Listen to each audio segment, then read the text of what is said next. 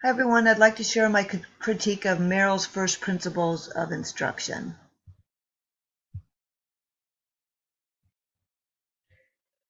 I found this definition of an instructional design model.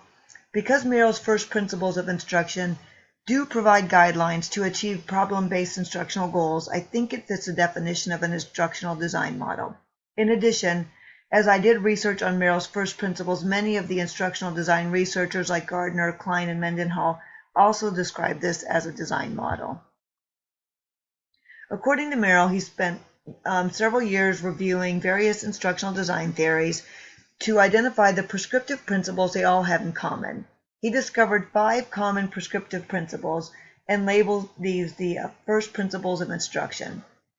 Merrill defines a principle as relationship that is always true under appropriate conditions, regardless of program or practice. Merrill hypothesizes that learning in an instructional program is proportional to the implementation of these first principles. The more you implement the first principles, the greater the learning that will occur.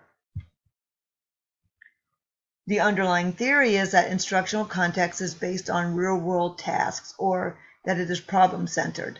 According to Merrill, the first principles of instruction can be used in any design, platform, or delivery system. Merrill describes the first principles of instruction as showing the learner what they will be able to do or will know at the end of the training. The training is task-oriented, and examples are used in the instruction. Merrill's first principles is an example of procedural theory. He describes the principles as prescriptive, not descriptive, because they are concerned with the creation of educational products or learning environments, not on discussing how the learners acquire knowledge from the products. Merrill's first principles of instruction are the problem or the task, the activation principle, demonstration principle, application principle, and the integration principle. The problem must be a real-world task, focuses on the whole problem, not its components, and the problem, by showing the problem, you show the students what is going to be learned. You don't just tell them. So an example for me would be that I could show a video of an experienced nurse accessing a patient's Metaport, so the nurses could see that we're going to be learning how to access Metaports. The activation principle, the learners link new knowledge with their prior knowledge. If they don't have any prior knowledge, you must provide the learners with relevant information to build on. So, continuing with the Metaport example, I could maybe build on the nurse's knowledge of how we use CHG products for infection prevention with our patients, and so that how those would be used in the process of accessing the Metaport.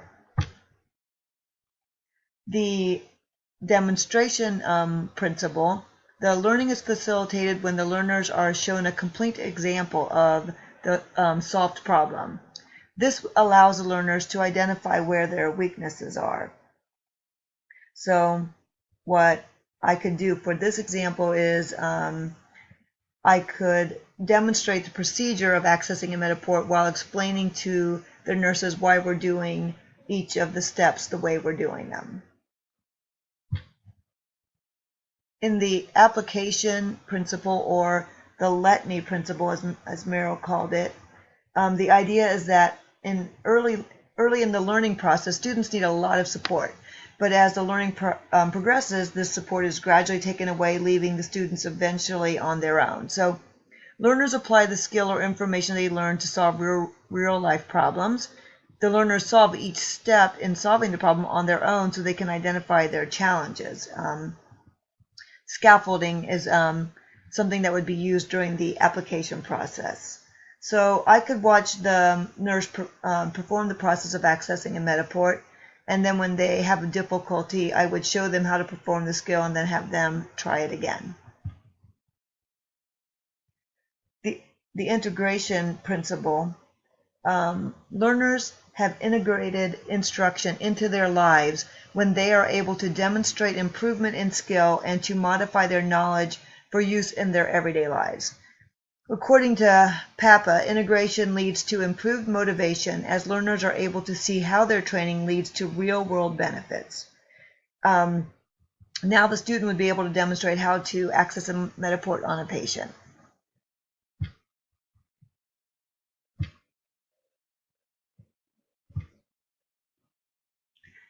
In reading over this model, the principles seem pretty simple.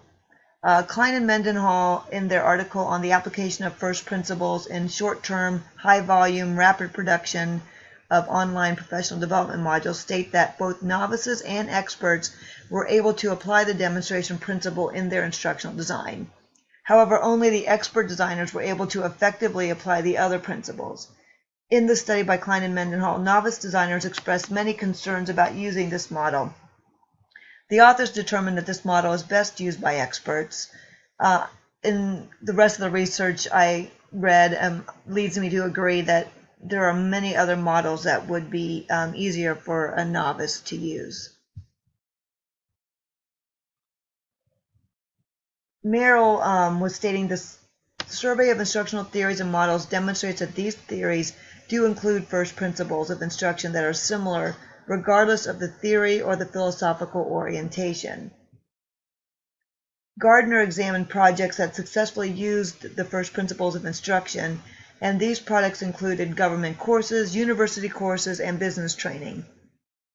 Though Gardner didn't describe any K-12 education, as long as the instruction is problem-based, the first principles of instruction could be used.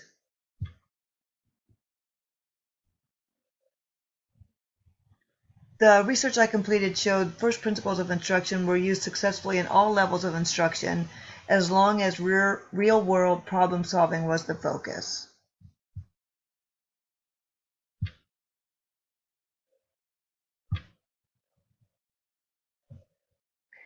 These studies identified some strengths of using the first principles of instruction. The 5 fundamental principles in this model are easy to understand, even for novice designers.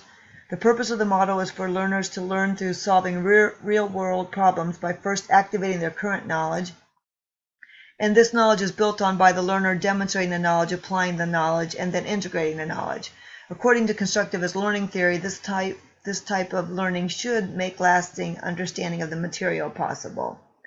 The studies confirmed that students in the first principle of instruction groups had statistically significant improvement in understanding and problem solving over the traditional education groups in various platforms or like various types of study.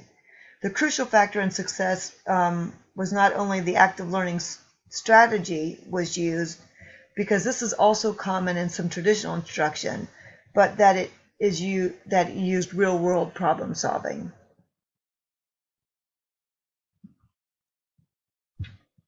So some of the weaknesses that the research showed: new designers had difficulty implementing the principles.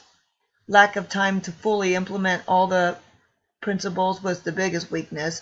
And the activation phase was not beneficial for students if they're lacking motivation. They're not. It didn't help them in the learning process at all. Lack of time was really a big deal in the studies I read. To create all the branching scenarios or all the different ways you would have to implement education for each student, so wherever their weakness was, you would have a piece of education there to help them with that, where that weakness laid, and then another student might have a different weakness, and then you'd have to build education in or training in for that weakness. So the building of these modules to include all of these principles was very time consuming, and most instructors did not include all the principles unless they were very experienced.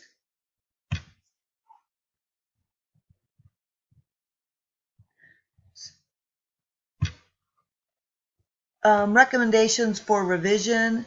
Gardner in 2010 talked about how he created a job aid on how to apply these principles so that the designers would be better able to understand what could be used in each stage to what type of learning strategies could be used in each of the principal areas to create the education. I think that would be my recommendation as well. If I had a job aid that explained to me how I could go about doing implementing each of the principles, that would have been a big help for somebody like myself who is a novice designer. Here's my references. Hope you enjoyed the presentation. Sorry it was kind of quick. I felt like I had a lot to get in a little bit of time. Thanks for your time.